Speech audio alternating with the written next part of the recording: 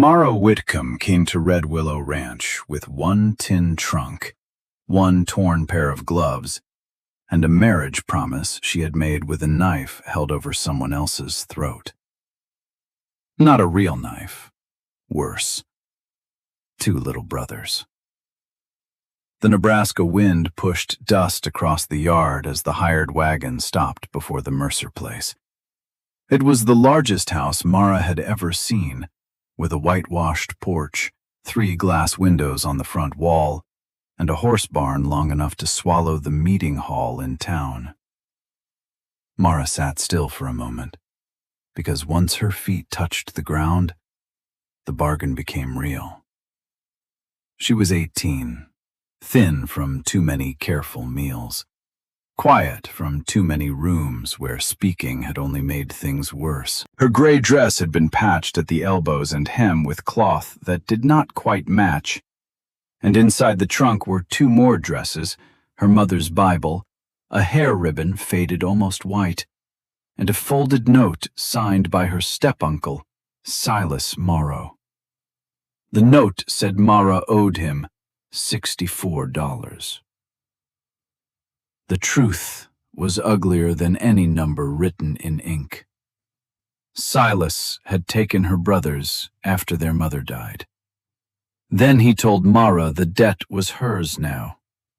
If she refused to marry Nathaniel Mercer, the cattleman whose land touched both sides of Red Willow Creek, Silas would hire the boys out separately before winter. Eli was 11, Sam was 9. And both still slept with their shoes beside the bed in case they had to run. So Mara had said yes, not because she loved Nathaniel Mercer. She had never seen his face. She said yes because a frightened girl can still understand the price of 2 children disappearing. The driver climbed down and set her trunk in the dust. "This is the place, miss." Mara nodded. "Thank you." Before she could ask where she was supposed to stand, the front door opened. Nathaniel Mercer stepped into the light. He was not old, the way town gossip had made him sound. He was tall, broad through the shoulders, with a sun-browned face and sleeves rolled to the forearms. His hair was dark, his jaw clean-shaven, and his eyes had the stillness of a man who had learned to count losses before trusting good news. Mara rose from the wagon, but her knees nearly failed her. This was the man her uncle had sold as salvation. Nathaniel came down the steps and removed his hat. "Miss Whitcomb?" "Yes, sir." His eyes touched the trunk, the patched dress, then her face. He did not smile. He did not look pleased either. But he did not look hungry for power, and that confused her more than cruelty would have. "I was told you knew the terms," he said. Mara gripped the handle of her trunk. "My uncle said you required a wife." Something closed behind Nathaniel's eyes. "Your uncle says whatever fattens his pocket." That answer caught her so sharply she looked up. Behind him, a stout woman in a brown apron appeared in the doorway, wiping flour from her hands. "Mercer, if you keep that child in the wind another minute, I will put your supper on the roof." Nathaniel stepped aside. "This is Mrs. Alder. She keeps the house from falling into bachelor ruin." Mrs. Alder came down herself, took Mara's gloved hands and felt the tremble in them. "Oh, honey," she said softly. "Come in where the walls know how to behave." Mara followed them into a house that smelled of coffee, beeswax, and clean pine boards. It was not jeweled or fancy. It was orderly, warm, and painfully quiet. Near the hearth sat a child's shoe no bigger than Mara's palm. Beside it lay a rag doll with one button eye missing and a blue thread tied around its neck like a tiny scarf. Nathaniel looked at the doll, then away. Mrs. Alder noticed Mara looking. "That belongs to Rose," she whispered. "Mr. Mercer's niece." A small girl with tangled black curls peered around the kitchen doorway, saw Mara, and vanished. "Rose lost her mama last autumn," Mrs. Alder said. Mara's fear shifted. It did not leave her. It simply made room for pity. Nathaniel pointed toward the stairs. "Mrs. Alder will show you a room." Mara stopped. "A room?" "Your room," he said. She searched his face, certain there had to be a trick. "Until you decide whether you want to stay under this roof," he added. No one had asked Mara what she wanted since the day her mother's coffin was lowered into frozen ground. That night, she came down after washing the road dust from her face. Nathaniel was standing by the hearth with Rose asleep against his chest. The child's hand was fisted in his shirt, as if even dreams could steal people away. At supper, Mara sat at the long table with a bowl of beef stew before her. She ate slowly, cutting the bread in pieces so small they nearly disappeared. Nathaniel watched for a moment. "You do not have to make food last here," he said quietly. Her spoon froze. "I was not—" "You were." Heat rose into her cheeks. He set his cup down. "Miss Whitcomb, I know Silas Morrow thinks my house is a ledger he can write in. It is not. I did not purchase you." The words struck her harder than accusation. "My brothers," she whispered. "He said if I broke the bargain, I know what he said." His voice remained even, but something dark moved beneath it. "And I mean to ask him why he believes children are collateral." Mara's fear returned so fast, her fingers went cold. "Please do not provoke him. He is worse when people see him clearly." Nathaniel leaned back. "So am I." After supper, Mara asked Mrs. Alder for work. Sitting in a rich man's house with idle hands felt like wearing stolen shoes. Mrs. Alder gave her a basket of mending and set her near the sitting room lamp. At the bottom of the basket, wrapped in brown paper, Mara found a square of quilt cloth. It was old, soft from years of use, and torn straight through a row of blue stitching. She touched the fabric with care. Mrs. Alder went still in the doorway. "That was Anna Mercer's wedding quilt," she said. "Rose's mother made it before she married. Mr. Mercer could never bring himself to throw it away." Mara should have folded it back. Instead, she threaded a needle. She settled around her. The lantern guttered. Her stitches moved slowly through the blue seam, one small repair after another. She did not know when tears started falling. She was thinking of her mother's hands, of Silas standing beside the grave telling everyone there had been shame enough in the family already, of two boys in a cold room, trying to be brave because their sister had run out of choices. A floorboard creaked. Mara looked up. Nathaniel stood at the edge of the room, staring at the quilt in her lap. "I am sorry," she said quickly. "I should not have touched it." He walked closer, but stopped before he crowded her. "My sister used blue thread on everything," he said. Mara looked down at the torn seam. "It was split almost clean across." "So was this house." The line was not dramatic. It was barely above a whisper. But for the first time, Mara saw him as more than a wealthy stranger with her future in his hands. She saw a man carrying a loss he had never found a place to set down. She reached for her Bible to tuck the needle away, and a folded paper slipped from between the pages. It fell to the floor near Nathaniel's boot. He bent to pick it up. Mara saw the handwriting first, then the seal. Her breath stopped. It was a receipt from the Red Fork Relief Society, dated 6 years earlier, bearing her mother's name. Mara Whitcomb. Payment received in full. Nathaniel read it once, then again. His face changed slowly, like a door opening in a dark room.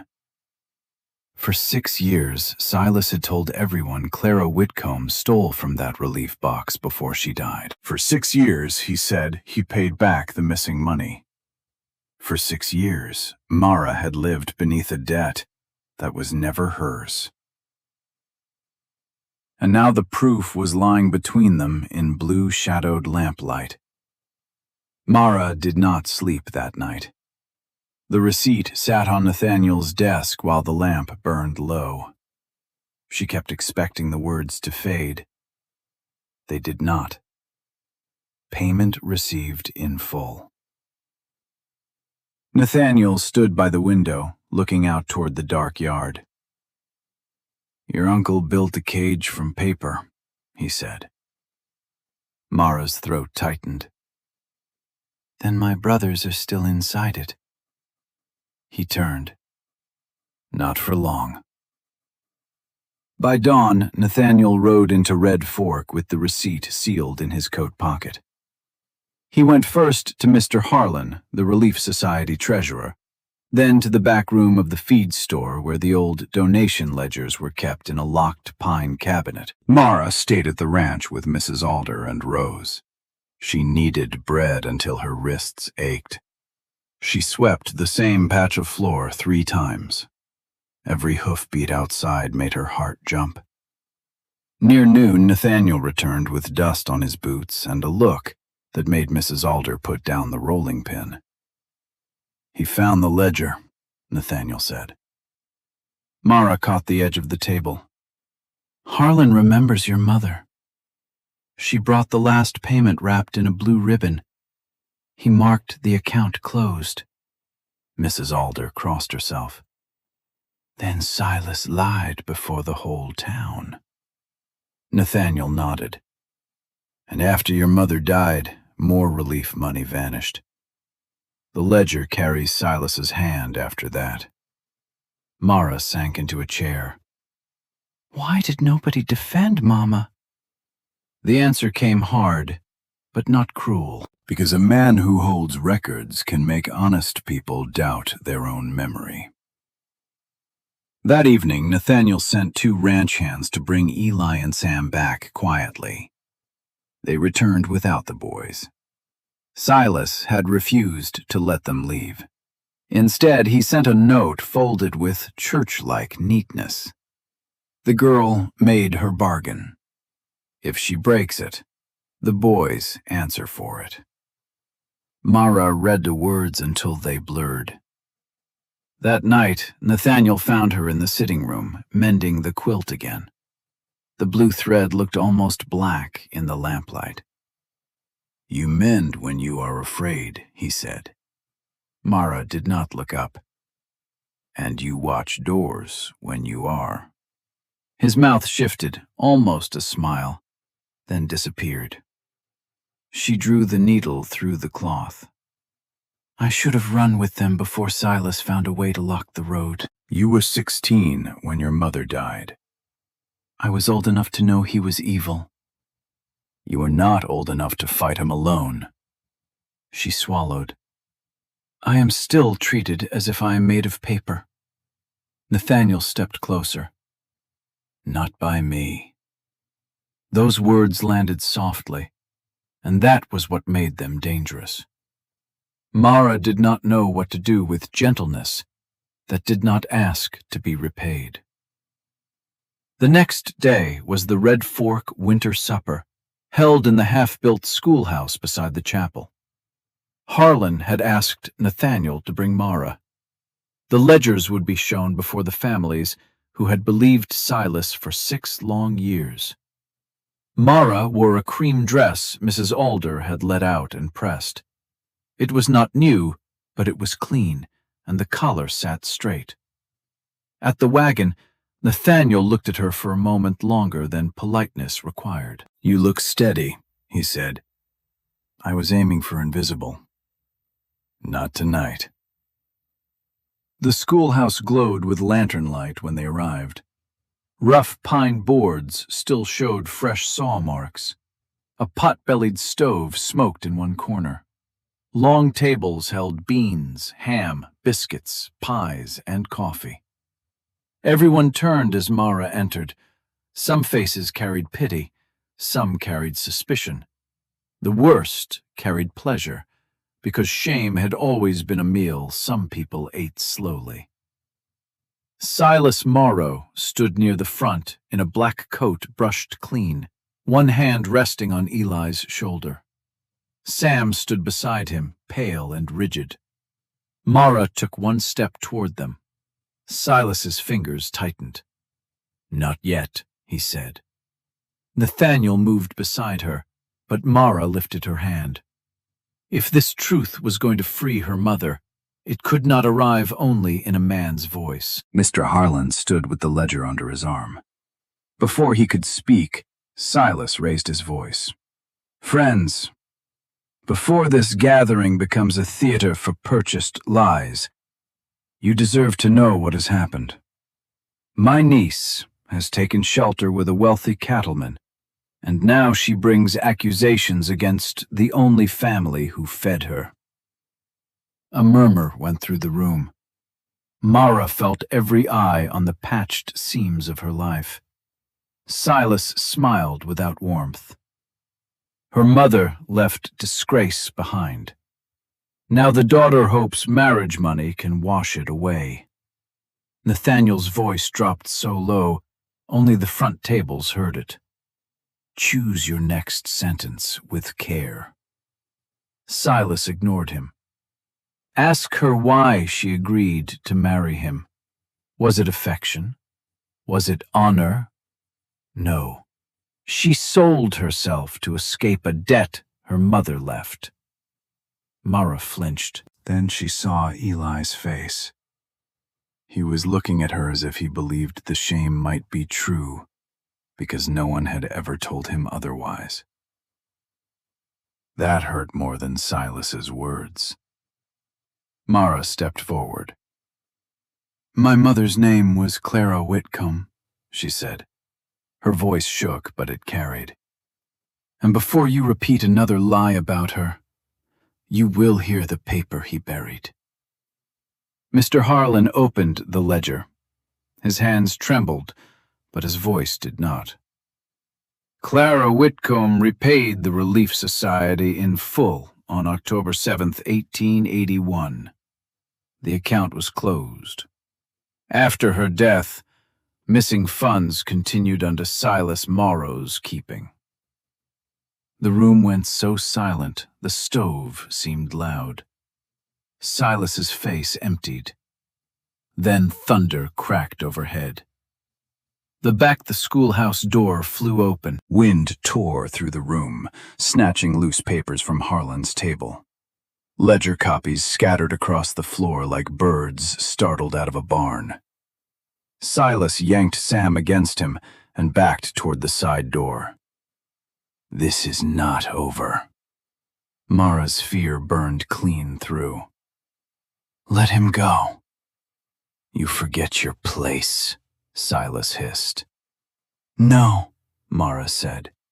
"You stole it. You told me I was shame. You told 2 boys their mother's name was something to hide. You used grief like a rope." The whole room heard her. For one heartbeat, even the storm seemed to hold still. Then Silas shoved Sam forward and ran into the rain. Nathaniel moved to chase him. Mara caught his sleeve. "The boys first." That choice changed the shape of the night. Nathaniel stopped. Together they pulled Eli and Sam into the center of the room, while Mrs. Alder wrapped them in shawls and Rose clung to Mara's skirt, crying from the thunder. Men ran after Silas, but the storm had already swallowed the road. Then a shout came from outside. "The school frame!" Mara turned. Through the open door, she saw the unfinished back wall of the schoolhouse bowing under the wind. The support ropes had been cut. If the wall went down, the roof beams would follow, and the whole building would fold into mud. Silas had not only run. He had tried to ruin the one place Red Fork had built for children with nowhere else to go. Nathaniel grabbed a rope from the wall peg. "Stay with the boys." But Mara was already moving.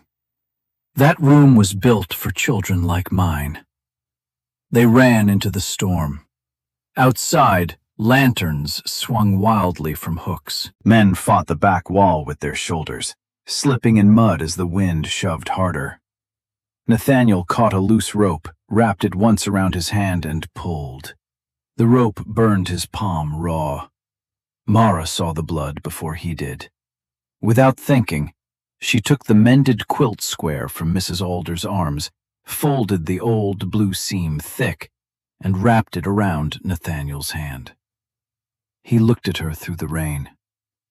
"You keep repairing what life tears open," he said. Mara pulled the knot tight. "And you keep giving me ground to stand on." Then she took hold of the rope beside him. One by one, the townsmen joined.